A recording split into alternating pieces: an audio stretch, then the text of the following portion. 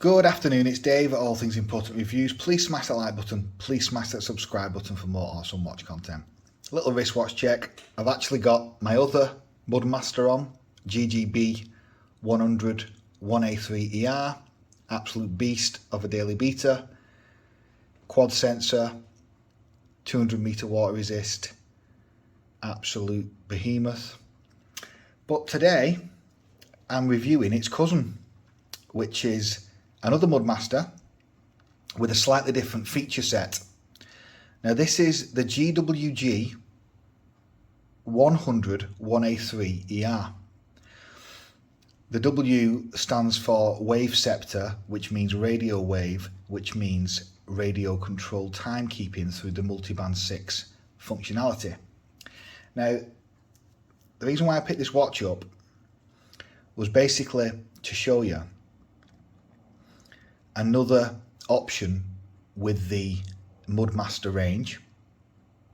If you're not bothered about the quad sensors and all that kind of stuff, and you just want a solid solar powered Multiband 6 rugged timepiece, then this is the better option,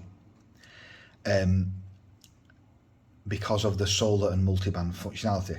But starting with sizing, because that's how I always start, just an overview of the spec. Radio timekeeping, solar, obviously the vibration, shock, mud resist, extreme ruggedness that you get in these Mudmaster range. Resin band model in a beautiful olive strap. It has the wrist supports. It's around 55mm, 200 meter water resist, so you can take it diving. And the RRP on this now, I believe, which is a 2018 watch, but they still are producing it as far as I'm aware. And you should be able to find it out on the serial number and the batch code that you get with some solar Casio watches. You can actually tell when your model, your unit, was actually released. I'll double check if you can do that on you should be able to, because on most solar watches they do come with that. So I could actually find out, I think, which month this was produced in. But they are still sold on Casio's website, so I still think it is produced. As I said, it's a 4-year-old model, but it's an absolute beast. Now, starting with the sizing, it's around 55mm overall. It's around 56 lug to lug. Thickness, it is actually thinner than last week's, than the other model, the GWG-100. This is actually only about 17.2, 17.3mm thick. And to the mineral crystal, I'm going to guess that's going to be about 15, possibly less mil to the crystal, probably like 14 and a bit, 15 mil, something like that. Now, the sizing of this model, it is wider than the 53mm as such, and it feels bulkier than the GWG-100 on my wrist. It does definitely feel bulkier. I'll do a full comparison video, but it does feel bulkier, even though it's thinner slightly. Its overall mass is bigger. Even though, well, its overall size is bigger, but weight-wise, it's actually lighter. I believe this is only about 88 grams nominal, which you shouldn't really be able to discern from 94 grams, really. But like to me, they both feel the same weight, but this feels bulkier because of the size of the head. But it doesn't feel as bulky as the GWG-1000, and probably, although I've not tried it, probably not the GWG-2000, which is both a big watch, but that is even thinner. That's only about 16mm, I think. But anyway, so for sizing purposes, it has excellent wrist presence. It's legible. It looks the part, no question about it. But there is a but. It is bulkier, and it is more like a typical Mudmaster for bulkiness, which is going to affect comfort as an all-day wear on some people that are sensitive to that. And I am, to some degree, not not extreme, but I am a little bit sensitive, and I find this one to be less comfy than this one, and that's principally because of the size of the case, slightly. You could do other stuff with it, which I'll explain at the end. You can switch the strap, you can do various stuff, but anyway. So for sizing, it's good, but I think it could do with being a little bit less bulky, personally. Maybe a couple of mil in would be great. Now, the dial is excellent.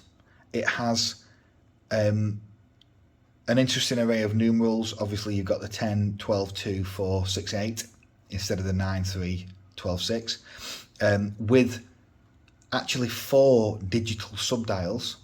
That is 4 digital subdials that display different functionalities on the watch. Obviously, you've got your alarm, world time, you know, timer, stopwatch, all that stuff, with information about the battery level, which is there, which I don't know if you can see that. It does say H for high, LM, so low, medium, and H for high. And then you've got received, which means it has received the multiband signal. I think it checks 5 or 6 times a day for the signal, 365 days a year. If you're in England or one of the 6 multiband countries, one thing I will state is, though, you have to, when you're setting the multiband time, you have to choose the time zone you're in, because obviously if you're in China or Japan, you're going to have, I mean, this is a European model, it's ER, European model, but if you try and connect the multiband, you'll get an error if you've not set the, on this watch, if you've not set the area, because obviously the different multiband radio frequencies, they're different for each country. So if you're in France or Germany or whatever, and you're trying to pick up the signal, or the watch is set to that, but you're in England, it'll say error. So make sure you set it to the country that you're in, to the city that you're in. Okay, so, and then it will receive the signal, basically. You just put it on a windowsill, or if you're lucky, if you're inside, it's better on the windowsill, but if you're inside the house, or outside, sorry, put it on your wrist and it should pick it up.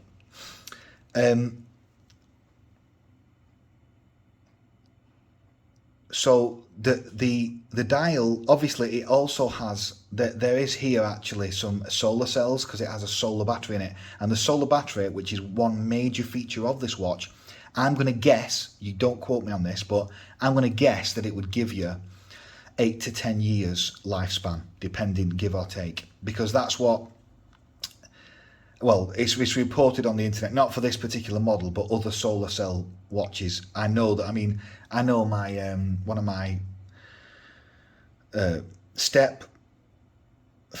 basically, so someone who I know has had a multiband solar watch last, I believe, 15 years. Which is, I think, you know, brilliant. Obviously, on this watch with a bit more functionality, having, whether it would last that long, I doubt it, but I think you're probably going to get potentially 8 to 10 years out of it. I know anecdotal evidence on the internet as well of loads of other people that have solar watches and it's lasted that long, if not further. Obviously not with this watch, because it's only come out for 4 years ago. So I don't think anyone truly knows how long they'll last. However, the dial is cluttered, there's no question about it, but it is legible. But one thing I will say is about the dial, they haven't made the numerals and the indices super white. They've not made them porcelain white like this one. You can see it's like an off-white. And that does affect the legibility. And I don't know particularly why they chose to do it, but they have done that. And so it's not as legible, in my opinion, as it could be. And I would prefer it with greater legibility like you get on the GWG-100 in some of the references, because obviously they have about 5 different colour references per model. So you can get a different model that'll have like far less legibility, or some of them have even greater legibility. But on the green one, I like the green strap, but I am going to get an all black one. Not for this model. I'm going to get a GWG, which is like the granddad, the big one. I have had that watch in the past again before I had this channel, and it is a big bulky, but I'm going to put it on a bracelet. Because when you put it on a bracelet, you can remove these wings, not on this model, but on that other one that I've just mentioned. But anyway, so ultimately, the legibility, the dial is decent, but it is cluttered in my opinion, and I'm not sure we really need 4 subdials plus all the numerals. But then again, it is a full information. You know, it's trying to give you as much information as it possibly can pack into these watches, basically. So that's why Casio kind of split it up into 4 little subdials. But it does clutter the dial up. And you've got the solar cells going on with, you know, with the writing as well. So it is cluttered, but it does have a unique look, and I think it does kind of work for the watch. I just wish it was slightly more legible with the colouring of the numerals. The hands are really legible. It's more the numerals. I mean, the hands are still not a porcelain white. They are off-white still, but they still look very good. So for presentation, I'm going to give it an 8 out of 10. I still think it looks really good. Definitely when I put it on the wrist, as you'll see, it has fantastic wrist presence. It has the Mudmaster feel and look. There's no question about it. That military rugged look that it just oozes, you know, in every aspect of it really, from its size to the dial to everything. So it looks really good. I like the fact they've put like a sand yellow for the Gshock and protection there. I think it would look better than it being white. I like this colour combo. I think the olive green goes great with the case colour and with the yellow there. So for presentation, I think it's a straight 8 out of 10. It does look really good, and I'll show you on the wrist in a bit. It does look excellent. In terms of functionality, the functionality is good, although it is lacking the sensors. It doesn't have a thermometer, compass, step counter, doesn't have Bluetooth app. You can't synchronize the time in any country. You can only do it in the Multiband 6 countries, which is going to be a downside to some people who travel. The light is interesting. I don't know if you can see this, but it's kind of weak. But then again, if it's at night, it does light up the subdials, but it's not super amazing at lighting up the dial. It's nowhere near as powerful as the GWG-100. But the watch also has auto illuminator. So if you're holding the light button, you can see how it's turned on. So now, when I'm wearing it, although you won't be able to see it too good here, when it's on the wrist, and I'll do a wrist shot for you.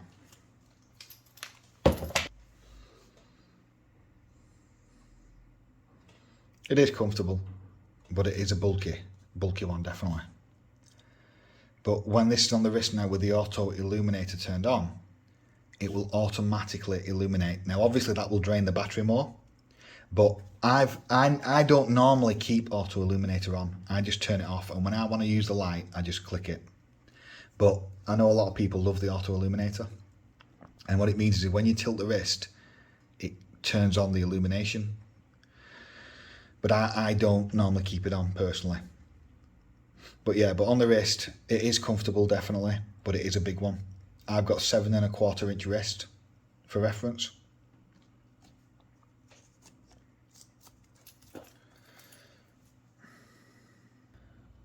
I mean, it has the kind of basic, you know, alarm,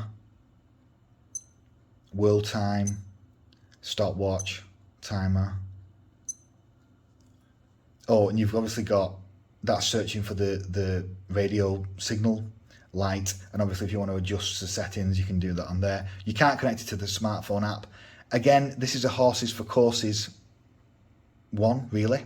If you want multiband and solar is going to be the main thing you want to make the watch battery last for years, then this one is the one to get, because the GWG-100 unfortunately does not have solar, which is one major downside of it, even though in my opinion it is the better overall watch for the comfort and looks and for the Bluetooth functionality.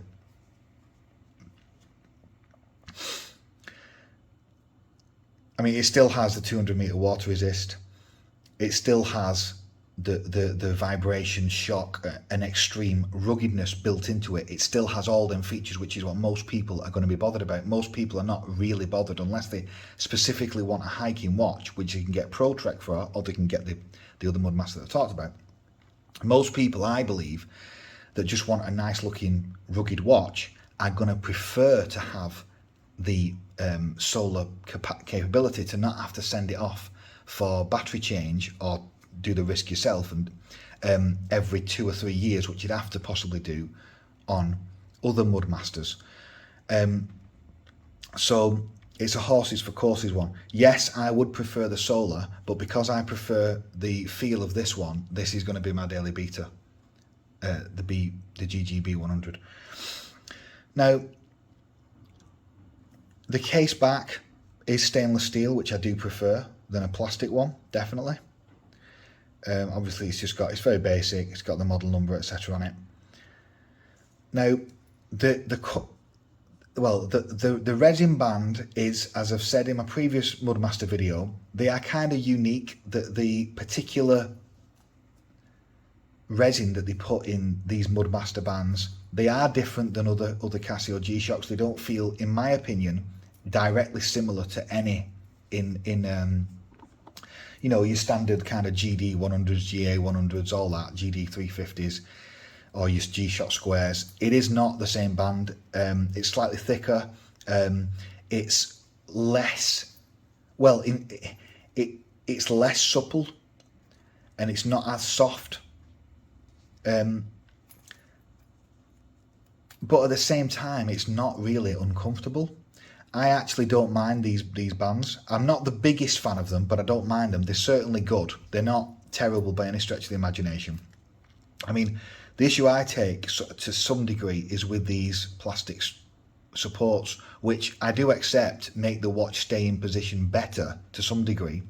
But if you can't get the tightness that you want because of the sweat build-up there, because it can kind of suffocate the wrist a little bit if you wear it too tight. And on this one, even on setting 3 or 4 for me, it's too, after about 3 or 4 hours, I feel as though it's sweating too much, so I have to knock it down to 2, which is too loose really for what I'd want.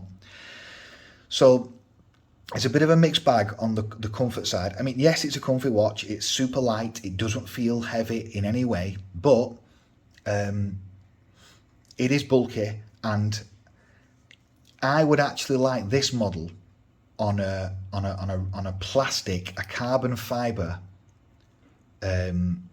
bracelet without these wings. Now you can get some J's and K's adapters, but I think the way they've done them, it keeps this thing here, which is what I wouldn't like that with the bracelet, because it would increase the weight. So, and with that increasing, it would just be even more sweatier. So I'm just going to leave it on this strap. You can put it on I believe you can put it on like a Barton strap, or put it on a NATO, put it on a fabric if you want to do that. Loads of people love NATOs. I can't stand them, but if you like them, put it on a NATO. It'll increase the lightness, and again, for you probably might like that, but not for me. So again, you've got a stainless steel buckle and tang with obviously a plastic keeper, which is what I like. I'm not the biggest fan of stainless steel keepers, like on the GWG-100, the granddad one, the one that came out in 2015. That one does have a stainless steel keeper, and a lot of people have criticised that. Now, overall, where do I rate this watch? It's very good, but the comfort could be slightly improved by reducing some of the bulkiness, and they could give us some additional features, like it'd be nice to have Bluetooth as well on this, so that then you could also hook it up to the smartphone, you know, and even do a pedometer or something, but hook it up to the smartphone. I don't mean for mission logs, because they've got another watch for that, but I mean for the timekeeping in other countries. Because you don't, with Multiband you're limited, but with Multiband, if you're in a country, you'd never have to change the time. It'll just do it for you perfectly. Even daylight saving time, it just automatically corrects. So it's a horses for courses one. Overall, it's a very good watch for the price, which is priced at 299 GBP, RRP. so just under 300 quid, and you can get it in a deal probably about 15% off that new, probably, and in different colours. You can probably get it on eBay even cheaper. You can get it in like a grey strap one, probably get that for more like 230, 240. Now, at that price, it is outstanding, because you don't get any other watches really that have all this functionality, especially with the solar power and that, for that kind of price point. I mean, there's no one in the world doing them really that make watches similar to this. So it is good value for the price, really. It has to be for what you're getting. I mean, I think if other manufacturers made watches with similar specs to what Casio are doing in these watches for the prices, I think they'd be more like double the price. So overall, it's a good effort. I would want them to see them reduce the width slightly so it's not as bulky. Give us an option for a bezel, for a bracelet. Give us the option for the carbon fibre bracelet that you put on the Frogman, because that is a plastic one. It wouldn't massively increase the weight. I mean, it would by 50%, but it's not putting solid stainless steel links on there. And give us that option, and remove these wings when you do give us that option, and give us a smartphone link. And if you can whack a few more sensors in there, that'd be brilliant. But if they can do, I mean, ultimately they've got the GWG-100, which has just come out, but again, I don't think that has the Bluetooth, or that might have the smartphone link. Sorry, that might do. I'll have to double check that. But it has multiband. But anyway, but that is still going to be a big watch. So overall, it's good. I personally prefer the model I reviewed recently with the GWG-100, and I prefer it principally because of the size and the legibility. I think it is superior for legibility than this one. I will do a full comparison video eventually, but that's just my 2 cents. But overall, it is still a fantastic buy, and you can get it in an all black one. You can get this model in an all black one. Obviously, legibility goes out is not as good, but it looks so killer. I might put a link to it down below. But yeah, if you wanted to buy these watches, if you use my affiliate links for eBay or whatever, you know, I would make a tiny bit of commission at no extra cost to you. But I do recommend this watch or this one, or the GWG-100, because they're just, as a daily beater, I think it's difficult to beat them. And because they're so much lighter than a stainless steel watch, I feel as though I've got used to wearing them now, and I actually prefer them to a bracelet watch, which I didn't think I would. But because it's like, because my bracelet watches are probably 150, 160, 170 grams, some of them. When you go to a 90 gram watch, from that, it's lighter and it's more comfortable throughout the day. So another great watch from Casio, Gshock, you know, all rounder, brilliant. Wish the legibility was improved a bit, but still, it is a good overall watch, definitely. I'd probably, if I was going to give it out of 10, which is not, I don't normally do this, but if I was going to give it out of 10, I'd give it an 8. Have a great weekend. It's been Dave. Cheers.